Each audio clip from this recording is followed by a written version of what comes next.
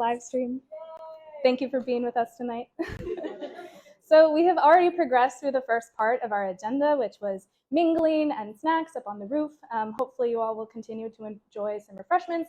We're going to begin with some welcome remarks and some introductions, and then we're going to move on to our presentations from our wonderful FIT scholars. Then we'll finish with some closing remarks and have some more mingling in the lab. Sound good? Yeah! Great. There we go. So as you learn more about Genspace tonight, please remember that we are a wonderful, scrappy, full of life nonprofit. So if you can find it in yourself, if it's within your means to donate tonight, you can visit our website, or we are now on Venmo. And this QR code will take you right to our charity page. So I'm just going to pause for just a second for anyone who might want to snap a picture of this. Yeah.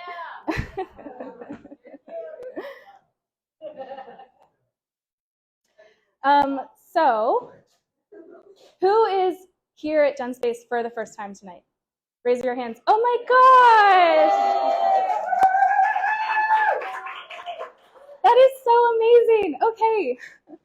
So for people old and new, Genspace is the world's first community biology laboratory. It is a place where everyone can come and learn and grow with the life sciences. We got our start in 2009 when a group of folks who had expertise in journalism, science, and the arts got together and decided that a place like this should exist, and they founded Genspace in downtown Brooklyn. Today, our vision is still that everyone is empowered to use the life sciences, to learn about the world around them, and that the way they use the life sciences can be rooted in their communities and connected to the way they live their lives. Our mission is to create a space that can foster that, where everyone feels comfortable and included to grow as they learn with the life sciences. We have a couple ways that you can engage with us. We have a membership program. There's a couple tiers that I'll talk about a little bit later. You can join as a premier member, which is our program for startups. We have a community membership, which allows you to join our wonderful community projects, and you can join as an individual member.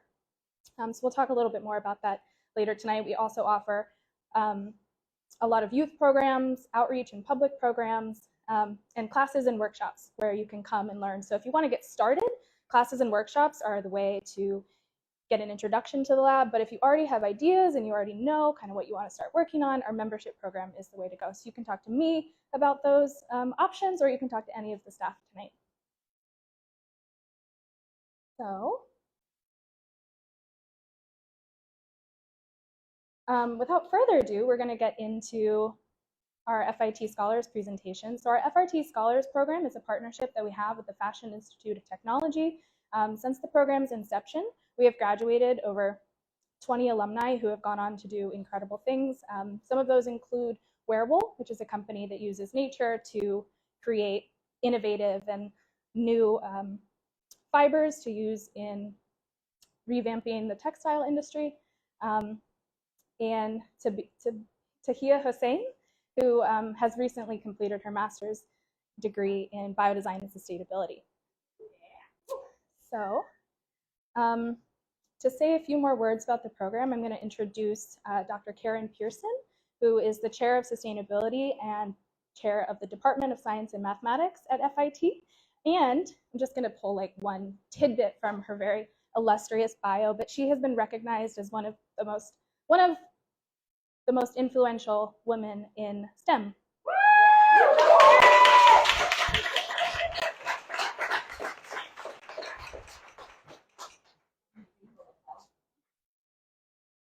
Oh, gotta get mic'd up. Yeah, I heard this rumor that happened. Very graceful. It's gonna fall over now. All right, well, welcome. I'm so excited to be here. I'm really mostly excited to have the opportunity to hear from our FIT 2023 Genspace scholars.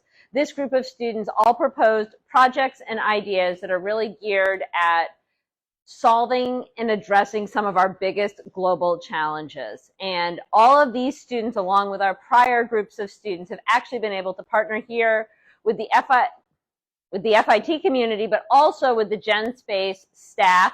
Beth is here. Giovanni's not here anymore, but he was here with the program previously. Casey now partners directly with all of our Genspace scholars and helps them that. But in addition to the wonderful staff here, the mentors are really who shape these projects and help our students who in many cases don't have a traditional background in the sciences really embrace how their design and business and technical skills can be partnered with the more traditional STEM disciplines, in particular those that are inspired by nature, biomimicry based, to really look at these problems. So it has really been such an honor for us at FIT, which is part of the State University of New York, to partner with Genspace and help grow and foster the next generation of leaders who you will see doing innovative things, and for all of you who have contributed to their projects, both this time and in the past, we thank you from FIT, and it's such a pleasure to be there. Who's going first? Kathryn is going first.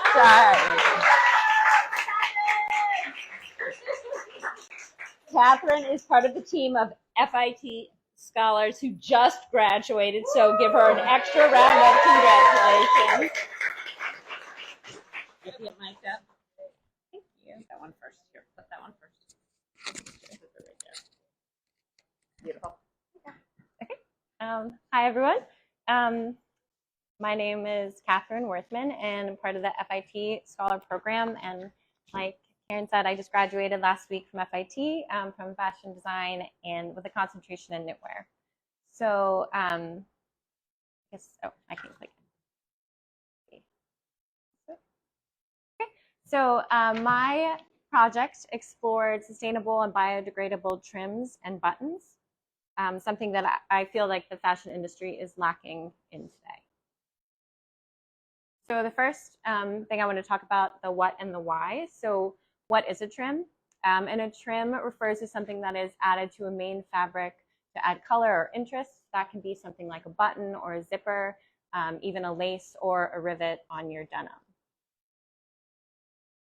So the fashion industry is the second largest polluter in the world. The apparel and footwear industries account for more than 8% of global climate impact, which is pretty huge. Textile waste ends up in landfills where commonly used synthetic materials can take hundreds of years to decompose.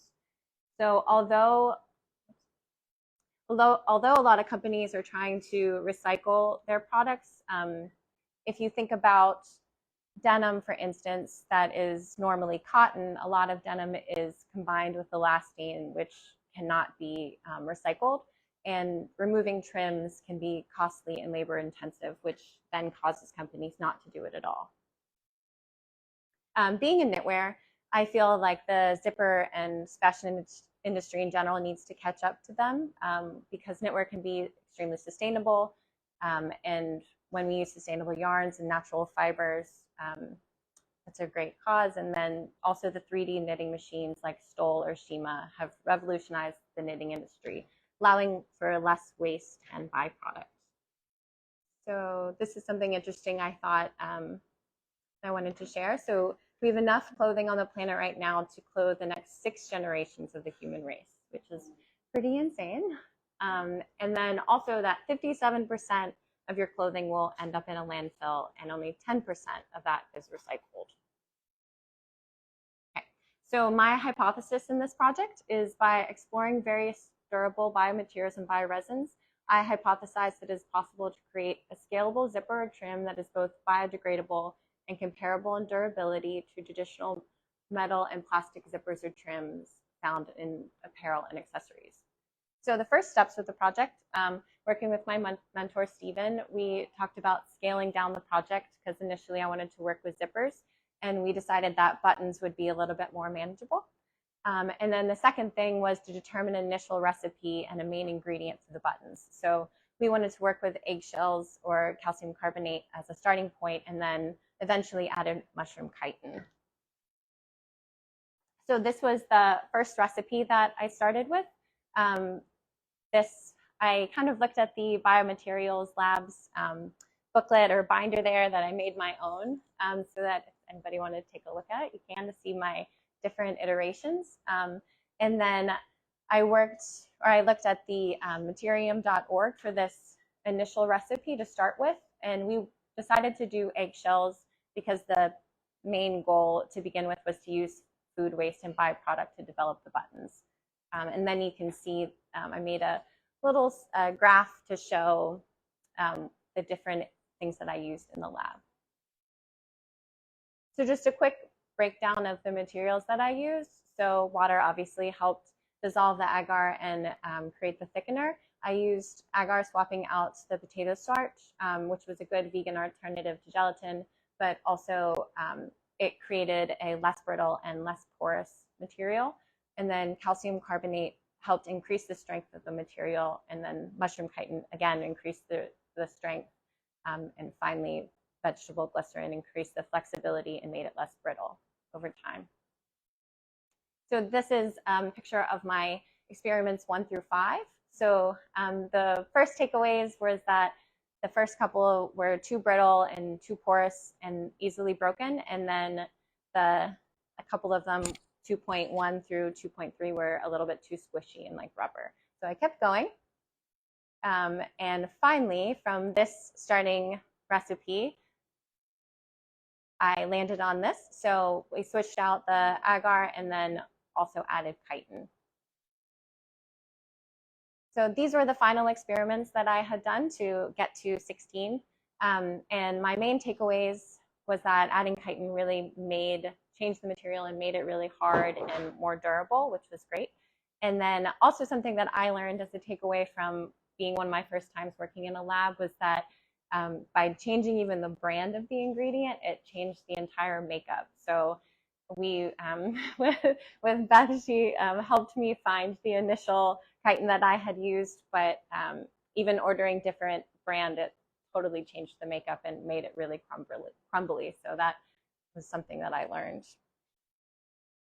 Okay, so then after creating that and landing on a final material that we felt worked really well, we wanted to push it even further and figure out the benefits of the biodegradable chims overall and what the real reason for this was. So companies insist on creating a huge amount of product each year. They also need to be responsible for getting rid of the product in a sustainable way. So a company like YKK Zippers, they created Green Rise that uses 30% plant-derived materials. However, that's still not 100%, so that still ends up in landfills. And over a year, they create about 10 billion zippers each year, which is pretty huge. So landfills naturally produce methane gas and leachate liquid, whose acid levels range from 4.5 to 9. So in the second experiment, I wanted to use different acids to test how quickly the buttons would dissolve over 12 hours to determine how long it would take for them to completely dissolve in a landfill. So this is the breakdown of the experiment that I had done. So I used a 12-hour period and pH levels of 2.5 to 7. And the acids that I used is vinegar, orange juice, tomato juice, coffee, milk, and then water, the neutral. So this is all the weight over time from each acid. And then from there, I was able to determine or hypothesize how long it would take for them to dissolve completely. And what I figured out was that it would take under 40 days to dissolve the material completely in a landfill. So that was pretty big. And then some takeaways or things that I want to do differently moving forward is to try exposing the liquid or button experiment to different temperatures to see if that changes the outcome. And then also after figuring out what lacquer or resin for waterproofing would work the best, to try this experiment again to see if that changes it too.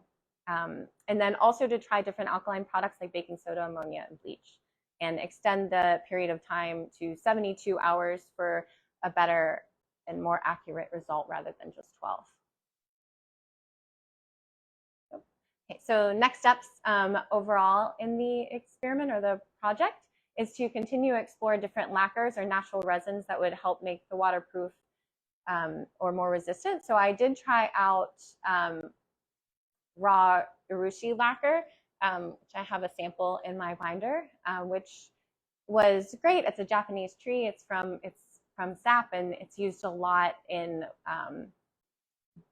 pottery and kind of that area. But the only thing that I found is that the raw urushi lacquer is actually toxic. So it's almost, you have to be really careful with how you apply it, because it can have the same effects as like poison ivy. So, something to keep in mind if you're using it. But another one that I wanted to try out is Bro Blanco, which is a resin from Brazil that is used to coat the inside of boats. But a lot of beauty companies are using that now to extract the oils for different beauty products.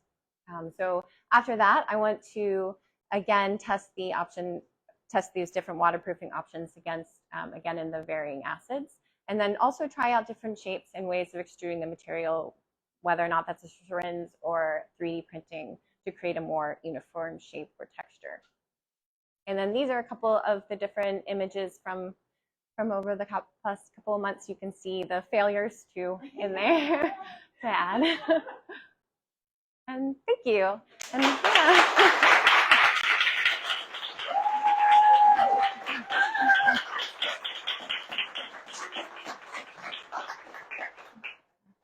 Do we have any questions? We have time for a couple of questions. Yeah. Oh, sure. Yeah, yeah. So, curious, there's a, oh, first of all, thank you. On the one hand, one thing to provide you with will break down these things. On the other hand, you want things that are durable and are not going to fall apart. When you buy something, you don't want to fall apart in 1 plus a year. So, how do you reconcile those sort of competing design goals? Okay. Any thoughts on that? So the question was how to reconcile things that are breaking down, a button that's breaking down quickly but also is durable. And so that is something that really came up and was difficult, because originally we had talked about doing, my concern was denim and how big of an issue denim is to make in the dyeing process, and then also like the washing and everything. So that is something we're still exploring. I know that that's kind of why at the end I wanted to talk more about like resins and kind of explore that further, because yes, it's great that it would biodegrade really quickly, but then it doesn't last. So that was something that I was kind of still playing with at the end. Yeah, yeah.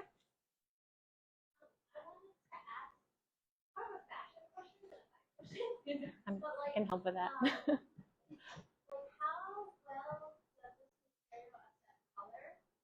Okay. Yeah. Yeah.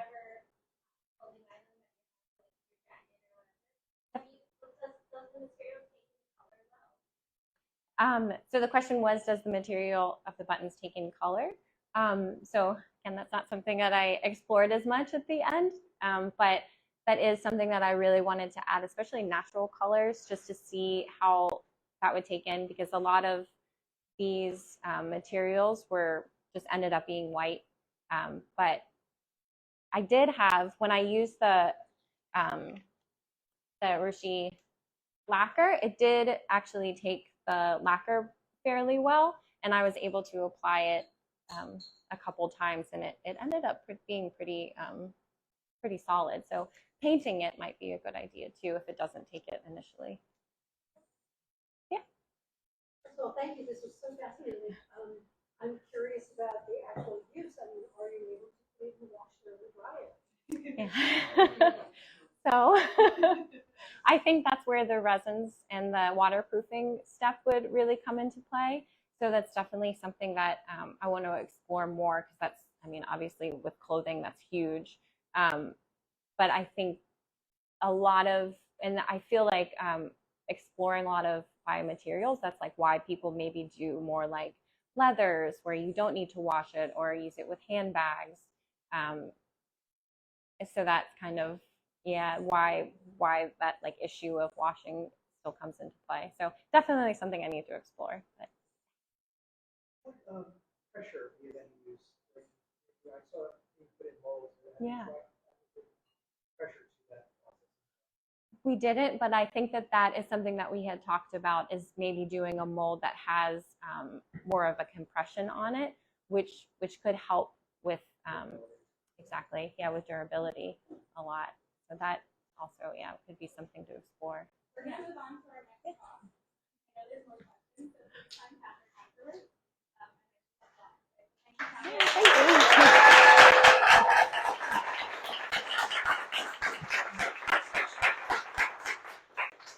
And please give it up for our next speaker, Dillenberger.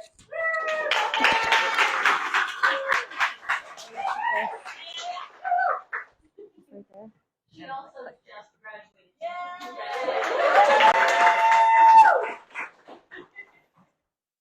I did really good. I'm really nervous. Do I have to talk?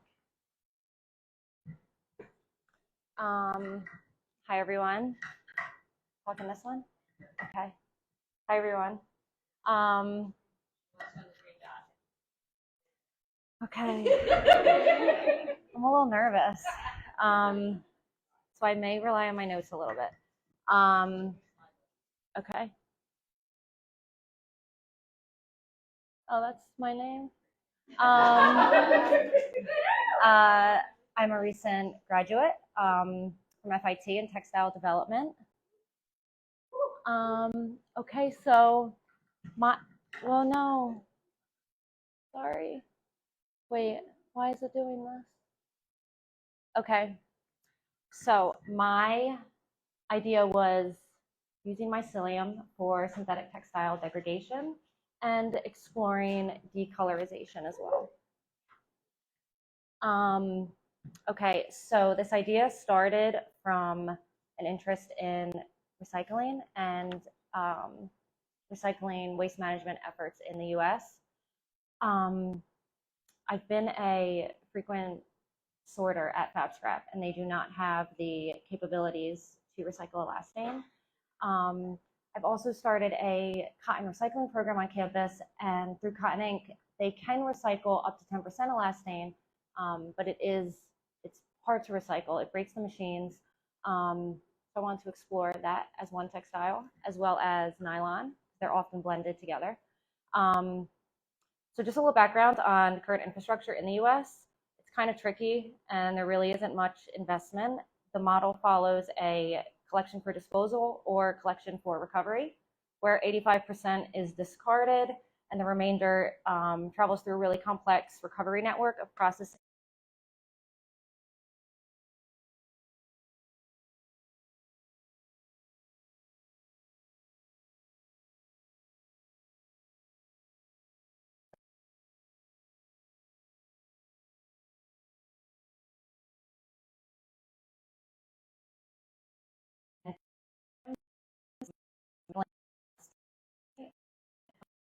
Down and separate, which can be turned into a new material. Elastane, in theory, can be only be recycled chemically, but it's still being researched. It would involve depolymerization to break down the urethane bonds. Like I said, it can break the machinery. And then an important part of this also is addressing fiber fragmentation, which is a textile word for microplastics. Yeah, so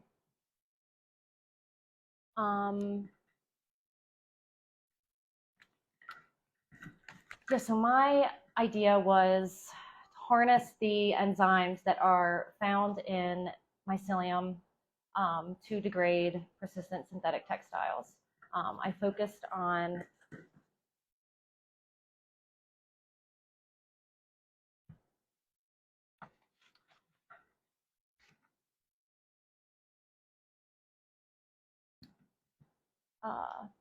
polyamide, elastane. I added polyurethane because the paper that the protocol is based on, I'm gonna have to put this down.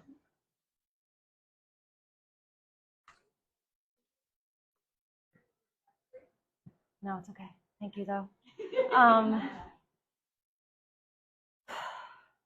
Okay.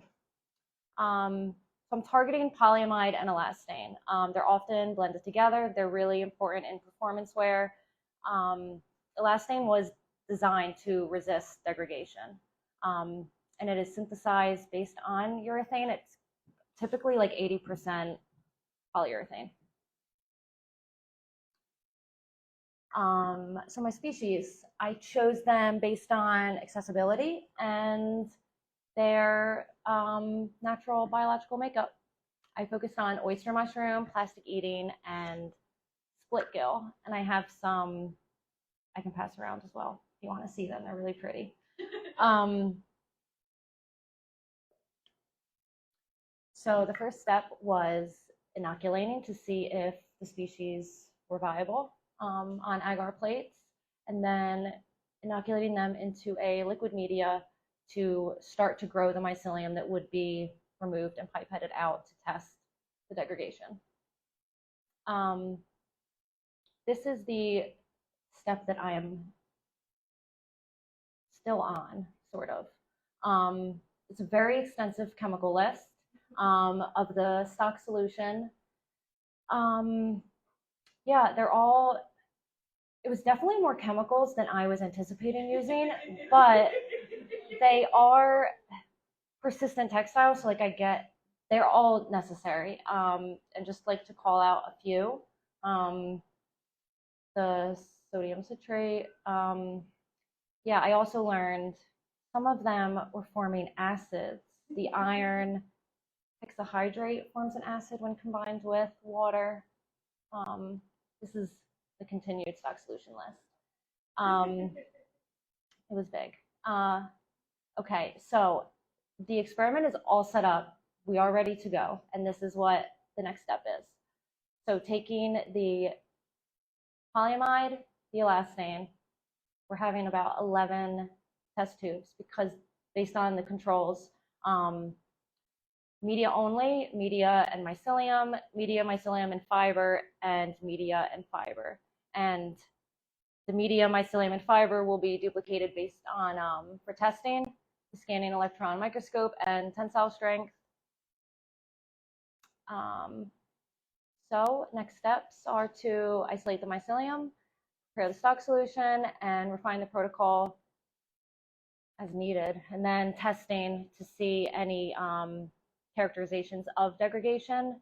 Then evaluate the environmental impact is a big thing. There's definitely like not only in just chemical usage or just is this is it breaking it down? Is it even doing anything to address microplastics? Is it creating more? I don't know. There's a lot of questions to answer. Or is it positive based on did it add anything to the research? And then future, just explore decolorization for sure. That's it. Thank you all so much.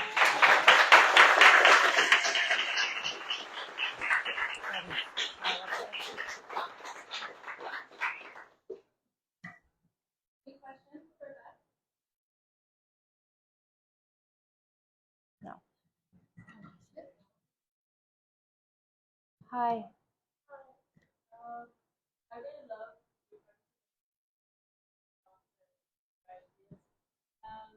I was wondering, what was your favorite part? Like something that really stayed with you through like this process?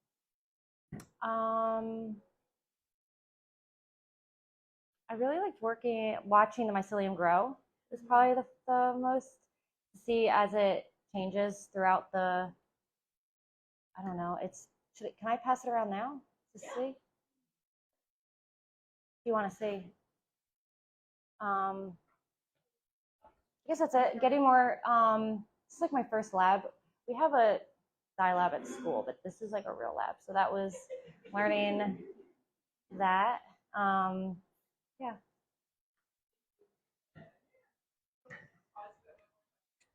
Oh, I do? Okay. Hi.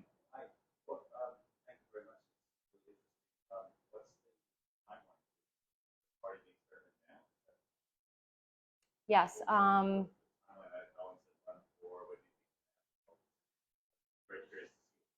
I'd like to run it for, so it was planned for 2 weeks, do testing, and then 4 weeks, do testing and see, and then I guess just like reevaluate after the 2 weeks and the 4 weeks. But I mean, I graduate, I will have time now. So like, now I guess, yeah. Is that it? Should we move? You have time for one more question. What inspired you to try to I'm sorry, I couldn't hear that one. what inspired you to try to other things? So I read about mycelium eating plastic, so I was, and polyester. So I'm like, it's got to eat other textiles, and I'd like to figure out which ones, and if it can.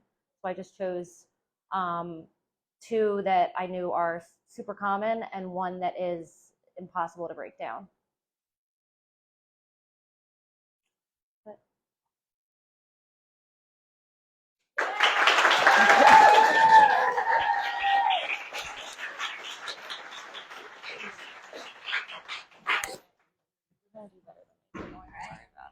All right, and to close out our group of seniors, Indigo is going to share her work, but also spend a little extra time. Good. Yes. So it's that Yep. way? Yeah. Go for it. Alrighty. Hello, everyone. My name is Indigo. I'm a recently graduated technical design senior at FIT, and I'm an associate. Mine is not in there. There we go. Yeah. Thanks, Karen.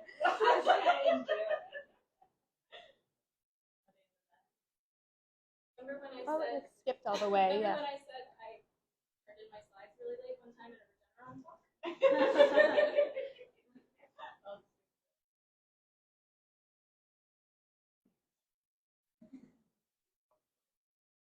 Yeah, you ready to just draw on the board, Indigo? I'll just pass them around, all 108 of them. You can just tell them about your project slides real quick. Kathryn, you can pass around your book too. Oh, yeah.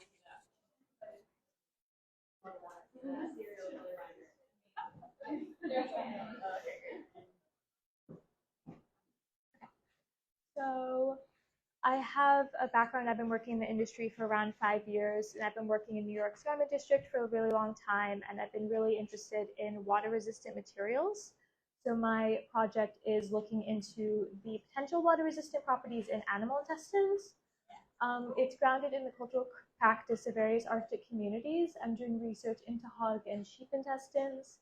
I wanted to take a look at how cleaning and drying could impact the both structural property and then performance property of the samples when wetted. I also utilize electron microscopy to analyze the structural difference in the samples post all of these treatments. The idea is to kind of see if the structural property of the intestine can help explain why it's doing what it's doing when faced with water. So firstly, I really wanted to talk about the originators of the process. It's various Arctic communities such as Inuit and Yupik. The main idea came to me because the Smithsonian did a residency with artisans from that community where they taught you how to work with these processes on hog intestine as sausage casings. So the process is incredibly intricate and detailed, and they really originated and kind of perfected it. Depending on how it's cleaned and dried, it changes whether or not the material is waterproof.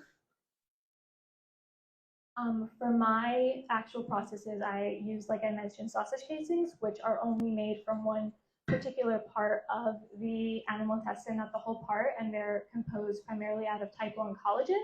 So this could like wildly influence the results in regards to the actual materials I'm doing these tests on. And then just I wanted to note that while hydrophobic is in regards to a material that completely like resists wetting, most things are not truly hydrophobic, especially in textiles. So I'm looking to see how well these samples resist water. They will probably be wetted to some degree, and I expect that to happen. And contact angles can have a play in how a material can get wetted, but it's not super relevant in this case. I just wanted to kind of point it out because that has a lot to do with the actual material property and the structure of the sample, which is what I wanted to look into. The main reason I'm doing this research into animal intestines is because within the apparel textile industry, the most common ways to make a product water resistant is by applying a finish to it on top of it, which is made out of synthetic materials that have a no negative impact on the environment, like shown here. There's various different treatments, and they're all do slightly different things, but they all, during the wash process, shed into the water stream and can have a negative impact on both humans and the planet. Okay. So for my actual project, I broke it down into various treatment conditions I could do to the intestines. A big point of concern was the impact that temperatures and phase change had on the process, both in regards to cleaning them and then the drying process. I did everything in triplicate to try and help to account for the natural variation in the sausage casings because they're very different overall. So this was the main experiment setup for me. I kind of broke it down into the different branches. Like I mentioned, everything was done in triplicate, and then I tried to kind of have a key because the main thing was seeing if something that was done in more like ambient room temperature versus something in a negative freezing environment had a big difference. And then once I developed all of these samples, I did 2 primary tests on them. One was a water vapor permeability test to see how well water passed through the sample, and one was a water penetration test to see how well the sample stopped water from passing through it below, depending on the amount of water. After I did all the tests, a main point of concern was the actual change in structure, so I just wanted to talk about that. I worked with the SEM core at FIT to get a look at the change in animal intestines. So these are all the intestines while wet. I had to series dry them with alcohol. So you can see the hog and the lamb and the kind of like very smooth, similar material properties that they have. And then this was them after drying. On the left, you have the ones that are dried in warmer temperatures, and on the right, you have the ones that were dried in below freezing. And similar to the lamb intestines, there's a pretty noticeable change in the structure of the collagen fibrils that make up the material. And that would be something that, if we can figure out a process that creates an intestine that resists water to a certain degree, this could be a way to take a look at the actual structure that's creating that property.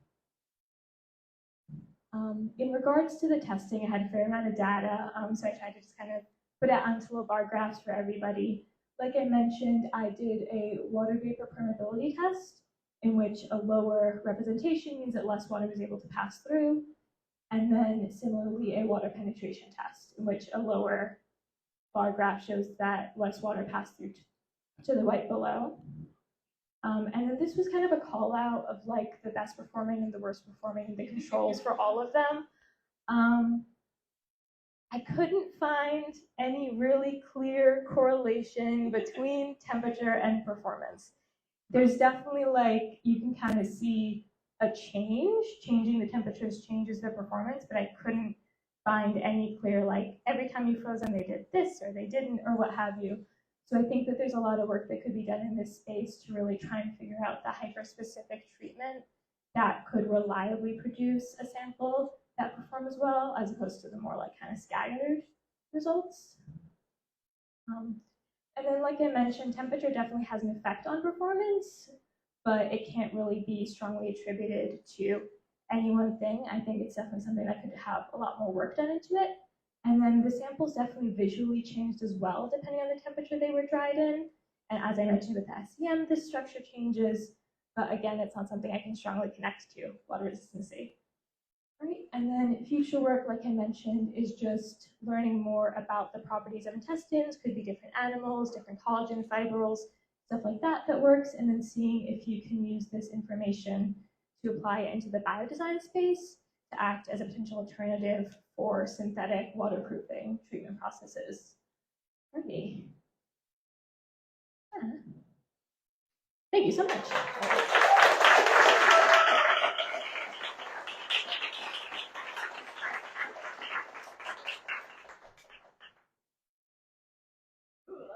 Okay, I don't know who. Casey, you tell me. Do you have a hypothesis for what's happening with the structure? Are the fibers getting closer together, more dense? That's what I was initially thinking, because in the winter bleaching, the sample itself becomes less transparent. And like you saw in the SEM, the fibrils tend to align themselves to some degree. I'm not sure if it's a shrinking or a stretching, but definitely that change, I think, realistically could have a big impact on it. But I'm not sure if only the thin little collagen layer of the intestine is like strong enough to produce that like result. Anyone? Great job. Thank you. I'm curious the communities that inspired this business. You find that there were interesting things in the pictures, like obviously communities are greater than this, that interesting cool. Any other pictures? Any other? Yeah, not for garments. Definitely other communities and like throughout history, intentions have been used as material properties, but I say specifically treating them in such a way that they can be worn like out at sea is a very hyper-specific process that according to them has a lot to do with temperature. So I do feel like the coldness and temperature and that specific like really delicate process is the most effective for actually changing the structure and getting that result. Okay, thank you. Hi. Nice to know what you're working on. I always see you working hard in the lab. Yeah. Scurrying. So it's really cool to see your project. Great job on the presentation. But I wanted to ask if you look at, for the SEM imaging, if you look at the triplets as well. For one sample, would you do triplets of the imaging data as well? I would have loved to. Regrettably, just time constraints and the like beefiness of the machine meant that I had to be very selective with what I could take a look at. But I do think it'd be really interesting to see if samples that underwent the same treatment processes had like similar changes, or if even that was super variable. You were saying that your results had a lot of variability. Mm-hmm. And I used to work at a liquid cellulose center, which looked at SEM to look at liquid and plants, which have very similar imaging to your membranes, I guess. And what they were able to score smoothness of their samples, and then based on the smoothness of the plant, they can determine the breathability of that plant and whether or not it can be economic yield. So actually, if you can measure the smoothness of the correlated result, you can kind of get a ratio and be able to see more of a trend than just looking at it. That would be very cool. I would have to spend a lot of time at the machine, but yeah, that makes a lot of sense that actually having all that visual information would be really helpful. Thank you. Why did you choose hog and lamb? They were easy to find. Butchers would not sell me other intestines. I think also the lamb was a ruminant and the hog was a non-ruminant, so I was curious if that had a play on it. Yes. There's multiple stomachs. Stop. Sorry. One more. Yes. All right. During training, something I'm also intrigued by, like water resistance, performance fabrics. Do a lot of fantastic things that are really evil for the earth. So I love this part. So the question is, in your research, you have a chance to actually create the piece that inspired your work. Yeah, is that a part of something that you'd like to explore? that would definitely be further exploration. I reached out directly to some individuals, but due to just like their schedules and stuff like that, and then I reached out to some institutions. But I think for something like this, a lot of the institutions wanted me to reach out directly to individuals. So moving forward, I would certainly love to get back in contact with those individuals who started the conversation and see if they have the time and the generosity to kind of like walk me through a little bit more and see what they're interested in sharing. I think it turned off, sorry. That'd be great to see, great to share the dialogue of your work with their practice. Yeah, definitely, yeah. Thank you. I think it turned off, sorry. I don't know how to turn it back on.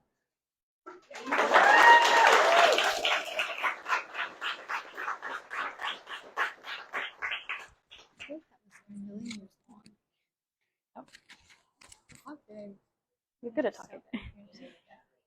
Oh, really? It might be battery limited. It may I be think it might. battery limited. I'm not sure. Well, put your slide one more time. All right. Now, Kiera has not just graduated. She will be back to be a senior at FIT in the fall, and also will then have the opportunity to continue potentially collaborating and working on projects here at Genspace. And so we are so excited to have her do that, and also to be a champion for this program. So, Kiera.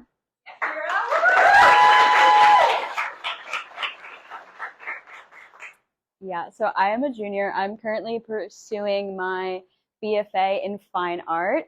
So nothing to do with fashion or sustainability really, because there's not much sustainable about modern synthetic art products basically. In my kind of art practice, I like to work on like raw materials. So that's literally raw canvas. And then like modern manufactured oil paint. But I was very interested in sort of making art materials more accessible and more sustainable. My first real interest in the project was the bacteria that's used in art conservation, which is basically when you kind of like sick a bunch of bacteria that eats the gross stuff in art, in old art that has gross stuff on it.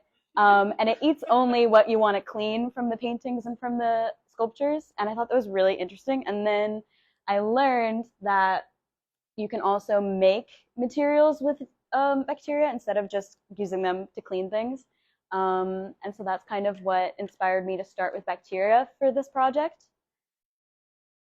And so I kind of looked through like inventories and what bacteria people already have in the fridge to see which were prettiest, because I wanted to start with a primary palette of colors.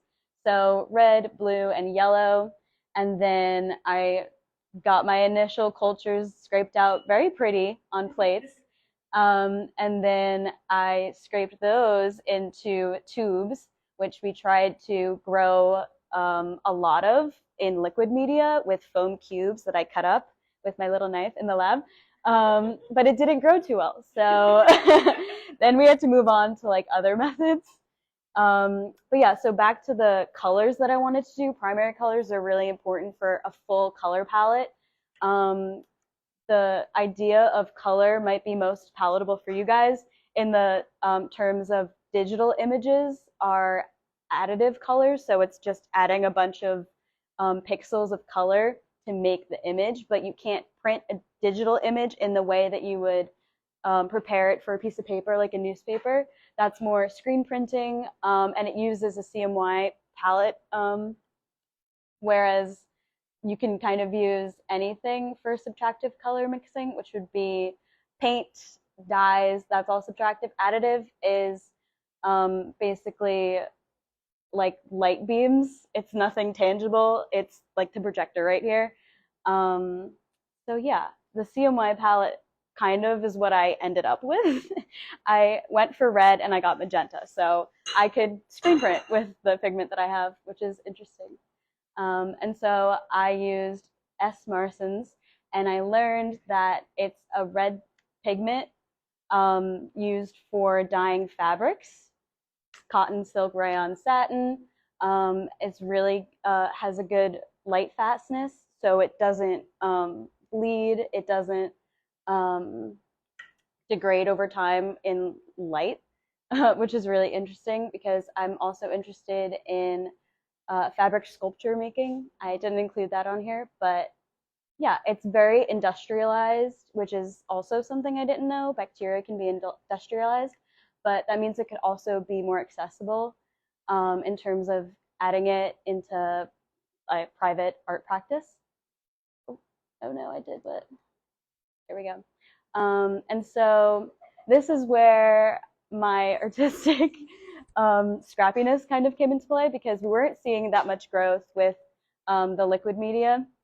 And then we kind of were confined to these little plates, and I was done being pretty and I was done waiting for things to grow. And so I kind of just scraped it all over the plates and threw it in the 30°C incubator. And then I just kept doing that. I kept scraping it into tubes, and I kept scraping it into other plates, and I kept reusing it until it died. And then from there, I was able to, through a very long process of scraping into tubes, filtering, diluting, resuspending with the centrifuge, asking a lot of random lab members how to use the centrifuge. Ended up with a very beautiful magenta. I started with a crimson, got a magenta. I would be really interested to kind of rewind some wheels there and see why the color changed. That's very interesting to me because I didn't add any antibiotics to it. So I read up that that's something that really changes the color and what a lot of factories use. But that also might not be the most accessible thing. But yeah, it wasn't planned, so shouldn't hinder things too much. And then this is the drying process. We added a lot of alcohol to it, 95% alcohol, the solution. And then I poured it into plates and I put it on the shelf.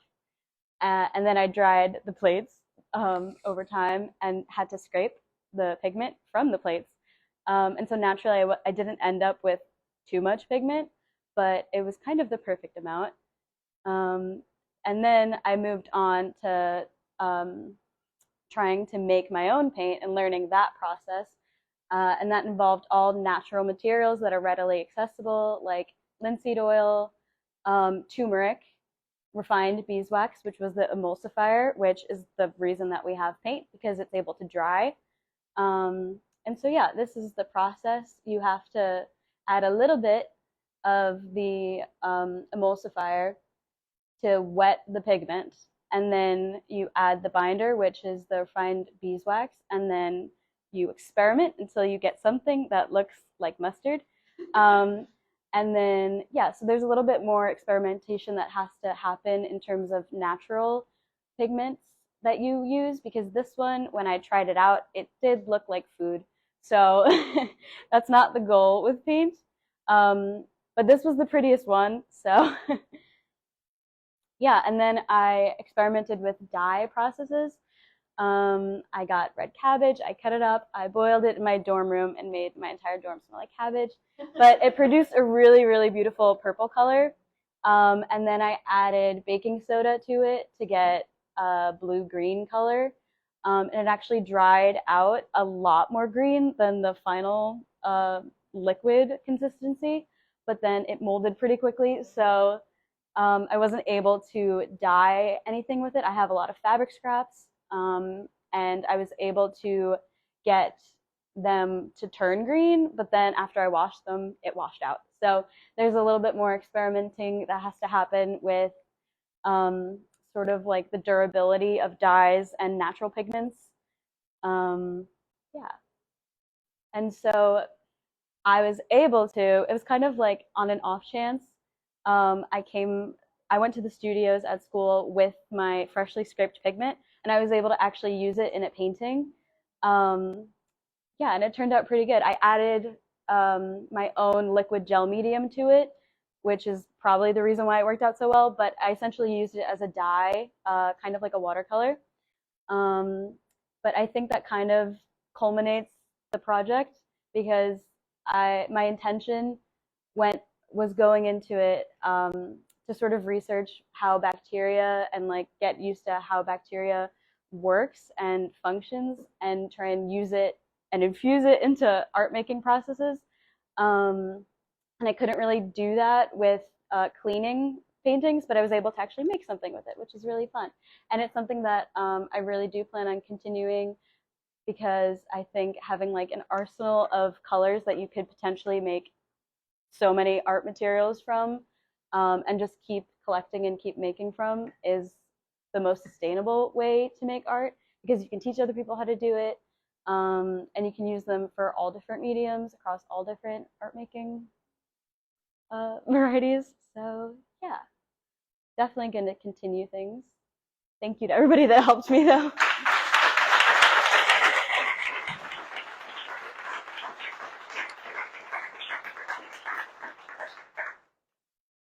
Question for Kiera. Yes. Really fascinating stuff about the pigment, but I'm really interested about the restoration work. What exactly does the bacteria go after? Well, that's the great thing about bacteria, because you can choose which bacteria you're using.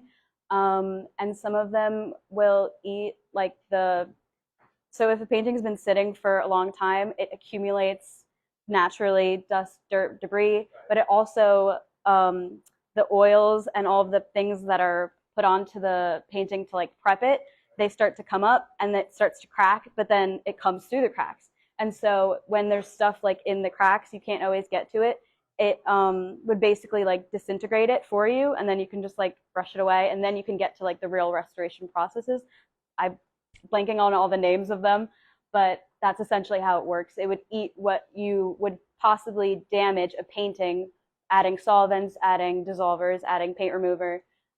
It would just eat it for you. So the biomaterial on it, that would be a fill on top of that. Yeah, because yeah, because all of the paintings that were made back then, it was all, nothing was synthetic. So yeah, yep.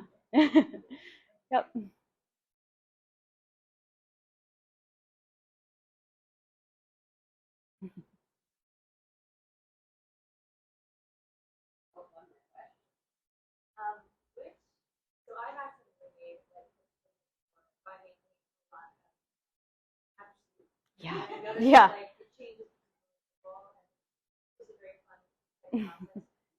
Generally, but I've also learned that purple natural dyes are incredibly hard. Yeah. Incredible shells, and I'm curious in your mind what things are really easy for like a DIY. Interesting question. For things that are natural, iron oxide is basically like, you can get it from rust products and you can like scrape rust off of things. That would be one of the more easier to attain. A lot of plant pigments also. Things that grow in nature, not so sure, because the problem with that is a lot of them, like there's no durability, so it wouldn't be what you would want for like a long-lasting project. Yeah. So blue is basically probably the hardest to attain. It would come probably more from like rocks, which wouldn't be so ethical or sustainable, because you can't like put the rock back in the earth. It takes millions of years. Like lapis lazuli, I can't say it, but the really pretty blue rock, you would have to scrape it down, and then that rock is gone forever. So it takes time, money, energy, effort for blue pigments. So I would say that's probably the hardest to achieve, but thank God for baking soda. So.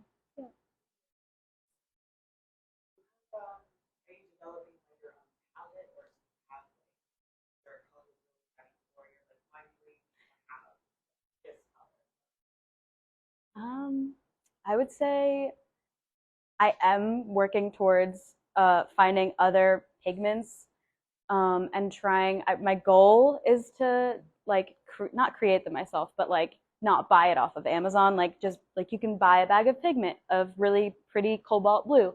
But my goal would be to kind of, as I experiment, like in best I can making my own pigments, finding which color I like best. Like I started with a crimson red and I got a very beautiful magenta.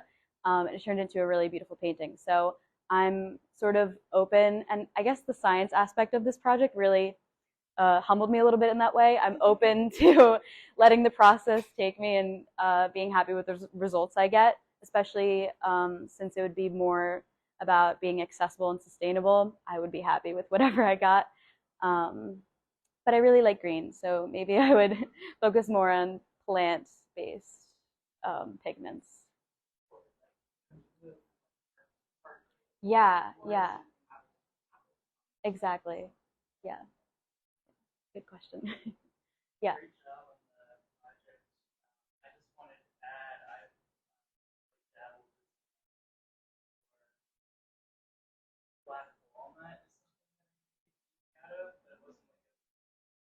Yeah.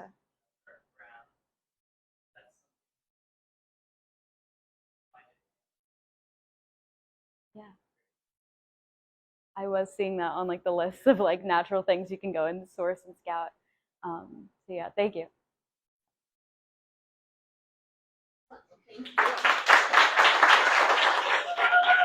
This does not work anymore. Oh. Too far. Too far. Too far. Definitely not my job. And I'm sure I'm not on the green dot. All right. So first and foremost, I want to congratulate our Genspace scholars. They did an excellent job really in taking inspiration from nature and applying that here in the laboratory. And their success is really, really attributed to the hard work of their mentors and the dedication of all of you who have contributed both financially and by simply offering support and assistance when they need to know things like how to use the centrifuge. I know it's small, but those contributions, and especially that of our mentors, this program could not be successful without the mentors. So they deserve by themselves their own round of applause.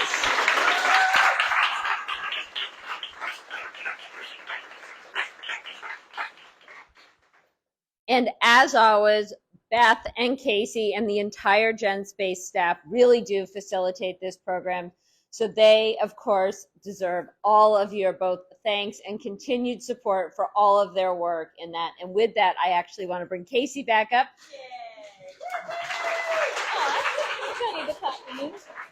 Thank you so much, Karen.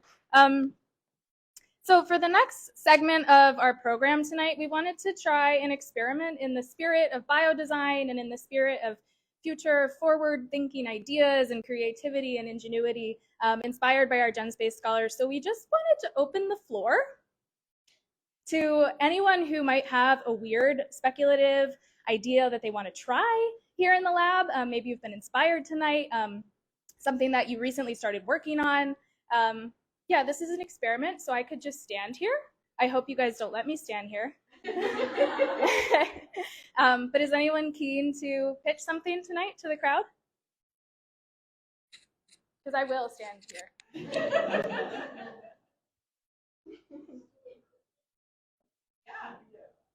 You have to come up here, that's you gotta hold the mic.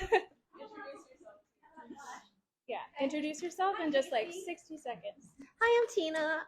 I lead the Open Plant project, but recently I was lucky enough to attend one of Genspace's workshops using the RNA sequencing machine, and I just would really like to do some sort of project that is going to allow me to practice the RNA sequencing workshop skills we learned outside of the workshop.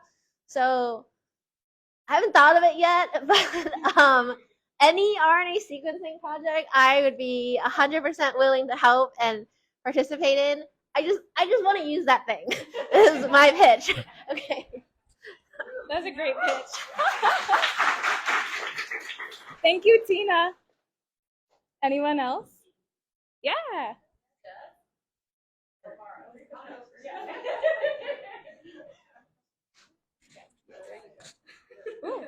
Hi, I'm Jess. So I just graduated from Parsons. I've been working mostly with an algae-based biomaterial and combining that and printing with it on textiles.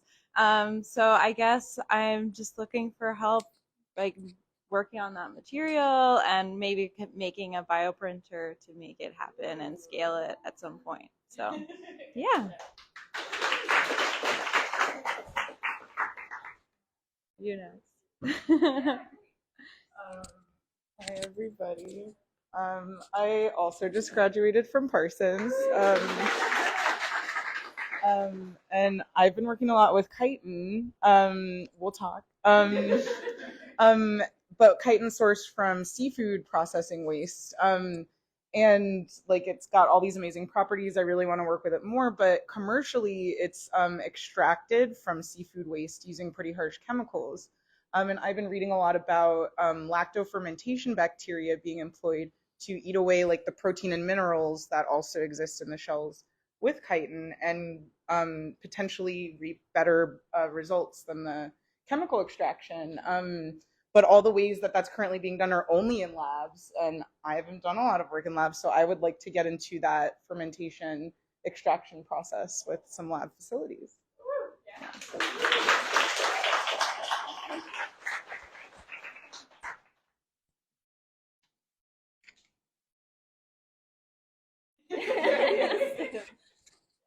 Hello.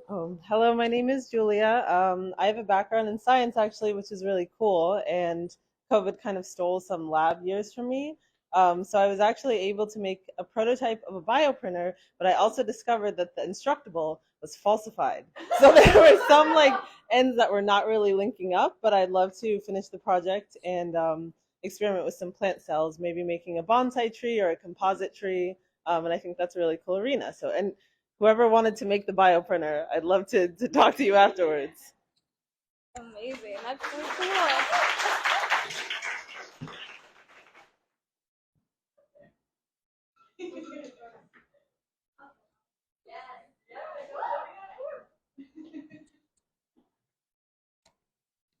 I love this idea. This is great. I'm Olivia. I do strategy and research at Oxman, but this is a pet project of mine. I just drove from Boston 2 days ago with like huge paintings that I made in college, and I'm kind of really wondering what to do with them. It's too much space in my tiny Brooklyn apartment, and I in the past year I did a project where I was trying to propagate moss on top of some of these paintings. It ended up moldy, disastrous, and my like undergrad friend who was doing it for me decided not to do it anymore. So if anyone would want to like you put some bacteria on my paintings, like just like do something with them, or has a space or would find it interesting, like I'm very curious like how to give life to that which you've previously created. Like they're very precious to me, these paintings, but yeah, I'm just wrangling with the fact that I've made such big things. I don't want to make more big things. I want it to be repurposed and made something new. So if anyone has any things they want to do with that, just an open offer. Yeah.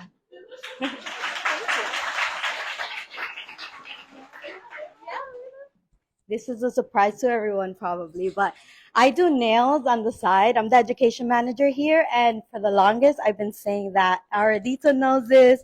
I'm trying to find more sustainable ways to make pigments for nail art. So I've been kind of tagging along to Aradita's projects with using bacteria, trying to kill them so that then I can prototype. So if anybody is interested or knows something, a direction, or just want to talk about that, I would be happy to see what other ideas or things that folks know, so that way I can really try to do this sustainable pigments for nail art, since I think it's an industry that's very popular, and I think if we can make things less toxic and also make them in a different way, I think that would be amazing. So that's my pitch tonight. Follow me.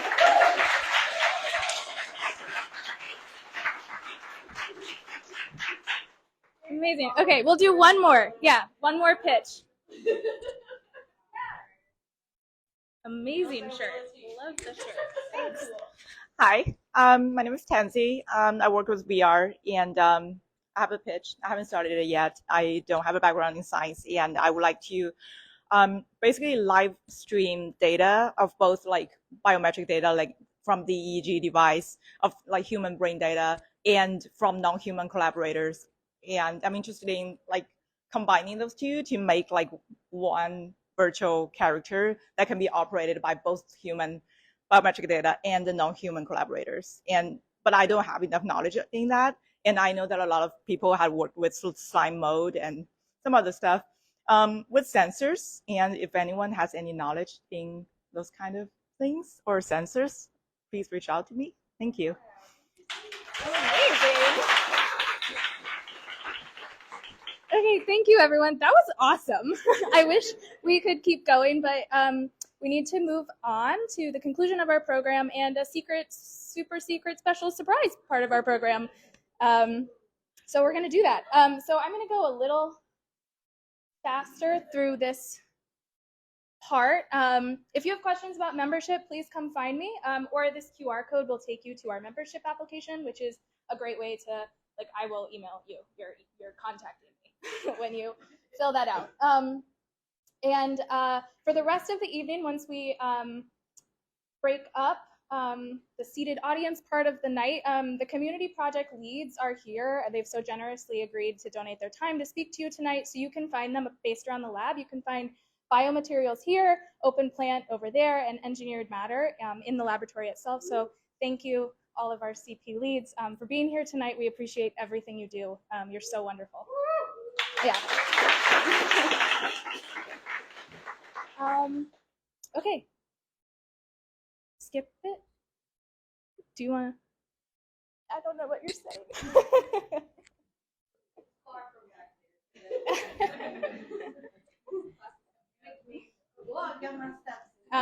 Layla is our education manager, and she's going to talk to you about some of our upcoming classes and workshops.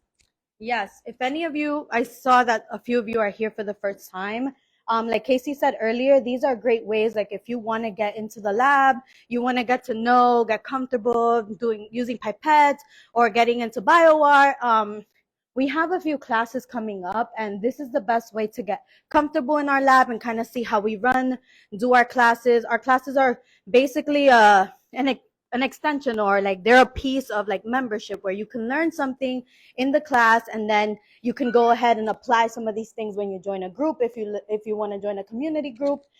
So we have Biohacker Bootcamp, which is our like staple class to get comfortable in the lab, learning about your genetic ancestry, learning about molecular cloning. So if you're interested and want to know a little bit more about that, we also have Arden in the room who actually teaches our Biohacker Bootcamp. So if you want to know more about bootcamp, she's a great person that you can talk to. Find her afterwards. She's going to be teaching our July run of bootcamp. So if you want to sign up, I know that we're almost filling up for this month, but get on bootcamp. And we have a very new class that we're super excited about, which is going to be our color, bacteria, dye, and extinction class. And we have our instructors here today, Aradita and Elaine. And if you want to know more, this class, like I said earlier, like I've been tagging along and like learning the process because I'm interested, but this is going to be such a dope class. It's going to be so cool. We're actually using bacteria to dye, put it on totes. I know it's funny, but it's going to be such a great class.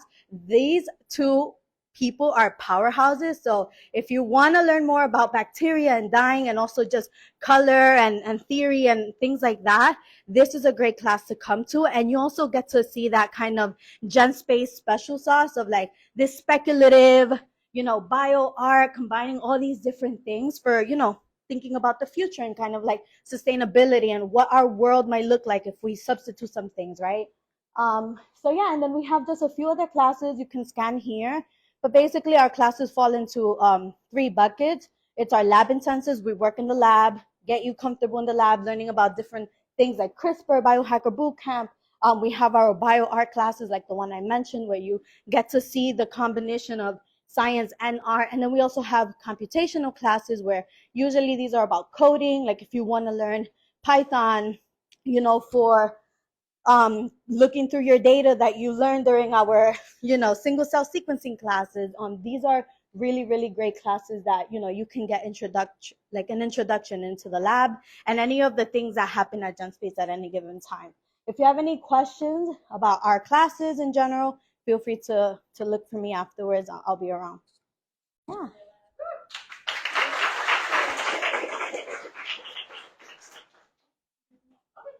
Vanessa? Yeah, me. Little comments here. All right. Yeah. Just one more gentle nudge that we are a nonprofit and we need your help. So please donate if you can. There's a Venmo link, of course, I'm standing in front of, and then there's also a sign in the back. Yeah. Okay. There we go. Cool.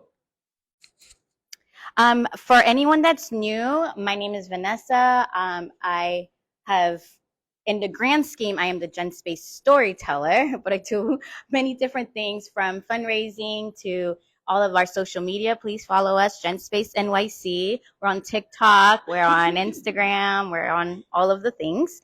And yeah, and our newsletter, we have a QR code in the back if you would like to sign up for the newsletter. It lets you know everything that's happening at Genspace, classes and events wise, as well as like community events and like any kind of job postings within our community that we are able to share. And if there's something that you would like to share, please feel free to send a message at info@genspace.org. So thank you all for coming to this very special open lab, and thank you for supporting all of our incredible FIT scholars.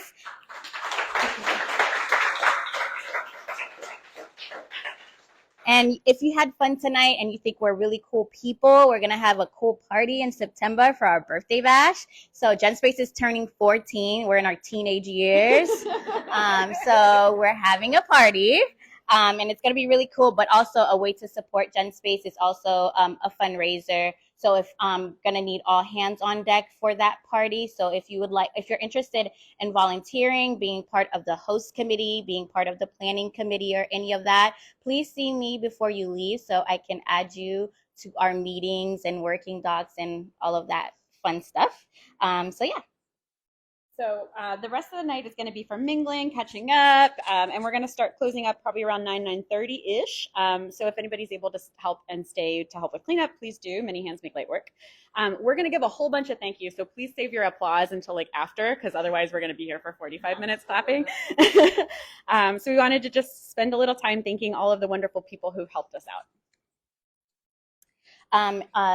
We are a community, so just want to give a few shout outs to people who make this work possible for us, and thank yous.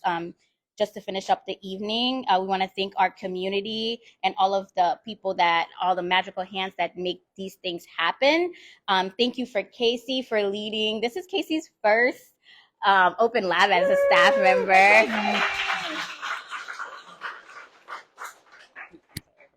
And yeah. Oh, my turn. Sorry. Thanks so much to all of our volunteers, for Anas, Nini, Kevin, Danielle, Junaid, Stephen, Bhakti, Jeremy, Kathryn, Jessica, Angelica, Jason, and Kathryn, and Julia for helping us get tonight ready.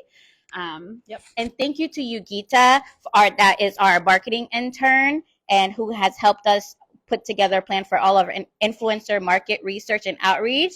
And thank you to our photographer, Sarai. A slight mention about you, Yugita. Please stay tuned to see what that research and influencer marketing turns out to be for Genspace.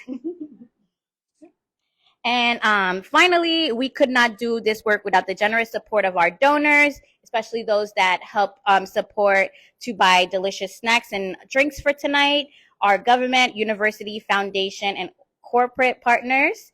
The teams at the Siegel Family Endowment, the Pinkerton Foundation, Con Edison, Brooklyn Community Foundation, the National Science Foundation, Creative Rebuilds New York, a project of Tides Center, the Illumina Corporate Foundation, and our newest funder partner, the National Grid Project C. A little fun fact about National Grid Project C, it is a pilot program that we submitted a video grant submission to win $25,000 for computer support.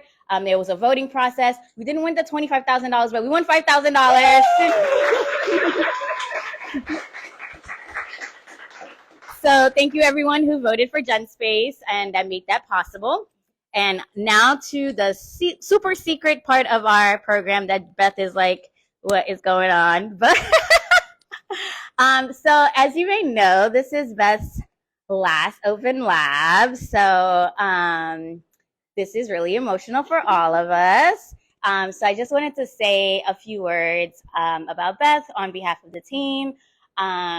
I started here in 2021, and working with Beth has been like truly an honor. As someone to lead this ship and all of the moving pieces, it's amazing the way she makes you feel that you are the most important person in the room, regardless of everyone. And there are so many people that come into this space, and everyone feels the same way. So I thought, no, she's just making me feel comfortable, but she literally does this for everyone. So we just want to say thank you, and you're not leaving us, you're just moving. And we appreciate everything, and there will never be another Beth, and you deserve all the flowers. And in that, flowers for you.